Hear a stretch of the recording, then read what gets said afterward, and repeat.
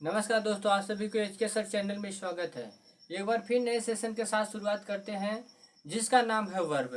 तो दोस्तों आज हम लोग वर्ब के बारे में पढ़ेंगे। वर्ब क्या होता है, आइए इसके बारे में हम लोग जानेंगे। वर्ब जो है, वर्ब किसी सेंटेंस का वह भाग होता है, वह शब्द होता है जो किसी कार्य को करना या होना बताता है। आइए हम लोग यहाँ पे डिफिनेशन और कुछ एग्जाम्पल के माध्यम से समझेंगे। दोस्तों देखिए यहाँ पे डिफिनेशन दिया गया है, ये verb is a word which से something about a subject. Verb वह शब्द है जो एक सब्जेक्ट के बारे में कुछ न कुछ बताता है। आइए हिंदी के माध्यम से समझेंगे। जिन शब्दों से किसी काम का करना या होना पाया जाए उसे वर्ब कहते हैं, नहीं उसे क्रिया कहते हैं। जैसे किसी सेंटेंस में कार्य का करना या होना या पाया जाए, इसी को वर्ब कहते हैं। जैसे एग्जाम्पल के माध्यम से हम लोग समझेंगे, the peon ring the bell, मने चपरासी घंटी को बजाता है। The mother opens the door, माता दरवाजे को खोलती है। द विंड इज ब्लोइंग, हवा चल रही है। यहाँ पे जो विंड ब्लोइंग हो रहा है ये चल रही है, नहीं ये क्रिया का काम कर रहा है। उसी तरह से राम इज फॉलिंग, माने राम क्या कर रहे हैं, गिर रहे हैं। यहाँ पे जो फॉलिंग वर्ड आया है ये वर्ब होगा। उसी तरह से नेक्स्ट यहाँ पे कुछ बिंदु दिया गया है, बिंदु में हमें समझाना बहुत जरूरी है।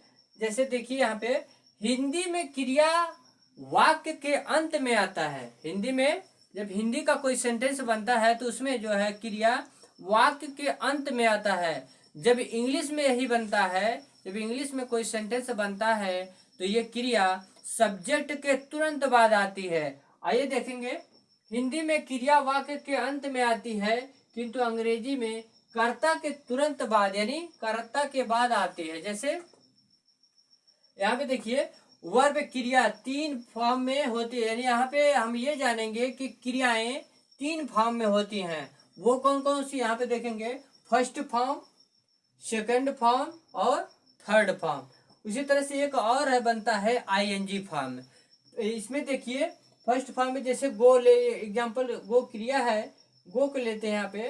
जैसे गो का सेकंड फॉर्म वेंट हो जाएगा, फिर उसी तरह से इसका थर्ड फॉर्म गॉन हो जाएगा, फिर उसके बाद फोर्थ वाला जो आता है उसमें आईएनजी लगा देते हैं, यानी गो का गोइंग हो जाता है। आइए नेक्स्ट देखेंगे, जैसे काइंड ऑफ वर्ब यानी क्रिया के प्रकार।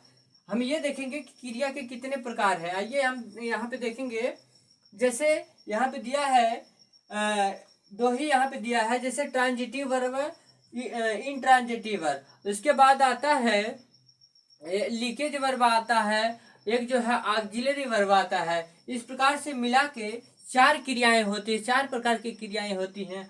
आइए पहले देखेंगे ट्रांजिटिव वर्ब। ट्रांजिटिव वर्ब क्या होता है इसके बारे में हम लोग पढ़ेंगे।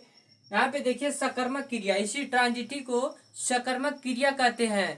कहने का ये मतलब होता है सकर्मक क्रिया उसे कहते हैं जिस सेंटेंस में क्रिया के साथ ऑब्जेक्ट भी हो, कर्म भी हो, उसको हम सकर्मक क्रिया कहते हैं। आइए इसके माध्यम से समझेंगे।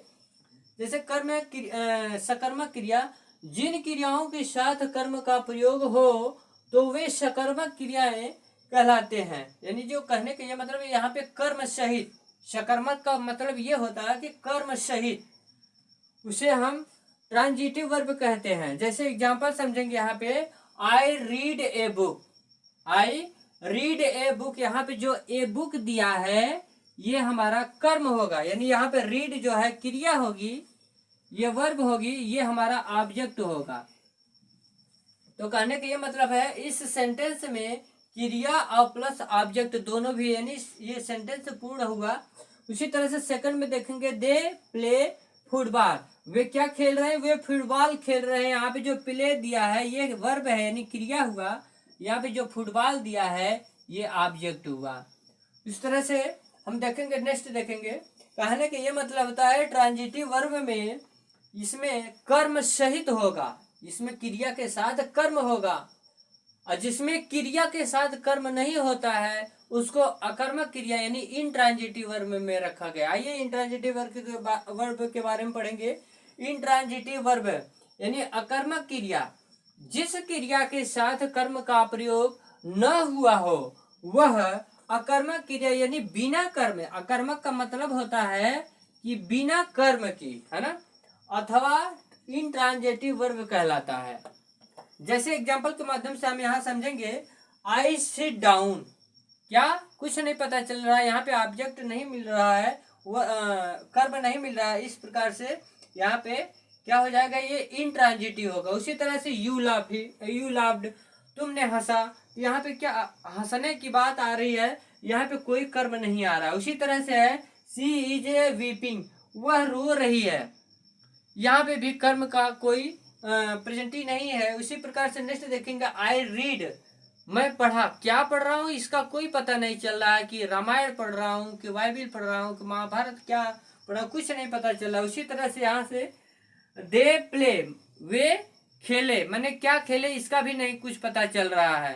तो आज हम लोगों ने यहाँ तक पढ़ा ट्रांजिटिव वर्ब, उसके बाद इंट्रांजिटिव वर्ब, उसके बाद नेक्स्ट। आइए कुछ नेक्स्ट वर्ब के बारे में देखते हैं। जैसे तीसरा दिया है ट्रांजिटिव वर्ब ऑफ इनकम्प्लीट प्रेडिकेशन। इसको देखेंगे, जब किसी क्रिया का कर्म भी लिखा हो परंतु फिर भी उसका भाव पूरा न हो रहा हो तो उसे हम ट्रांजिटिव वर्ब ऑफ इनकम्प्लीट प्रेडिकेशन कहते हैं। जैसे यहाँ पे देखेंगे, the boy made Mohan monitor, they choose him there leader. यहाँ पर मॉनिटर तथा लीडर शब्द मेड तथा चूज क्रियाओं के सेंस को क्या कर रहे हैं, पूरा कर रहे हैं। अतः वे उनके कंप्लीमेंट पूरक हुए और वे क्रियाएं ट्रांजिटिव वर्ब ऑफ इनकम्प्लीट प्रेडिकेशन कहलाएंगे। फिर नेक्स्ट देखेंगे, दिया है लिंकिंग वर्ब। लिंकिंग वर्ब दिया है संबंध क्रियाएं। संबंध क्रियाओं के क्या होता है इसके बारे में देखेंगे। जब कोई क्रिया अकर्मक हो, उसका भाव पूर्ण न हो रहा हो, उसे अपने भाव को पूर्ण करने के लिए किसी पूरक यानी कंप्लीमेंट की आवश्यकता हो तो ऐसी क्रियाओं को लीकेज वर्ब कहते हैं। जैसे यहाँ एग्जांपल दिया गया है, ही इज ए टीचर, वह अध्यापक है। यहाँ पे जो इज शब्द आया है यह क्या है, यह लीकेज वर्ब है, यह लीकेज क्रियाएं है। उसी तरह दिया है ही इज ब्रेव, वह बहादुर है। वह यहाँ पे जो इज शब्द आया है वह जो है क्या है, लीकेज वर्ब है। यहाँ पर इज क्रिया लिंकिंग वर्ब कहलाएगी। यही जो क्रिया है जिसके माध्यम से ये सेंटेंस पूरा हो रहा है, इसी को हम लीकेज वर्ब कहेंगे। अन्य एग्जांपल इसका और दिया गया है, किस वर्ड से हमें लीकेज वर्ब की पहचान होगी। जैसे दिया है am, are, was, were, we इत्यादि ऐसे जब शब्द आते हैं तो इनसे हमें लीकेज वर्ब का पहचान हो जाता है, इससे हम पहचान कर लेते हैं। जैसे और एग्जांपल दिया गया है, ही वाज ए टीचर, वह एक अध्यापक था। दे वेयर प्लेयर, वे खिलाड़ी थे। वे क्या थे, वे खिलाड़ी थे। यहाँ पे वाज आया है, यहाँ पे वेयर आया है। फिर नेक्स्ट देखेंगे, ऑक्सिलरी वर्ब क्या होता है। ऑक्सिलरी वर्ब का मतलब होता है कि सहायक क्रिया। सहायक क्रिया का काम क्या होता है, यही सहायक क्रिया हमको ये बताती है कि टेंस यानी मोड बताता है कि ये किस टेंस की क्रिया है, कौन सी क्रिया है, इसके बारे में हम लोग पढ़ेंगे। जैसे जो क्रियाएं किसी अन्य वर्ब को टेंस या मोड बनाने में मदद करती है वह ऑक्सिलरी वर्ब कहलाती है। आइए यहाँ एग्जांपल के माध्यम से समझेंगे। ही विल गो, वह जाएगा। आई एम रीडिंग, मैं पढ़ रहा हूँ। यहाँ पे जो विल और एम आया है ये क्या है, ये टेंस की तरफ इंडिकेट कर रहा है। उसी तरह नेक्स्ट है, the boy has read this book. उसी तरह से फिर आगे दिया गया है, यू मे कम। यहाँ पे देखेंगे विल, एम, हैज तथा मे शब्द ये इसकी क्रियाओं के टेंस बनाने में मदद कर रहे हैं। तो दोस्तों आज हम लोगों ने ये पढ़ा कि ये क्रियाएं क्या होती हैं, किसी कार्य को करना या किसी कार्य का होना जो बताता है उसी को क्रिया कहते हैं। क्रिया 5 प्रकार की होती है, यहाँ पे हम लोगों ने बड़े अच्छे ढंग से पढ़ा। तो दोस्तों thank you for watching video.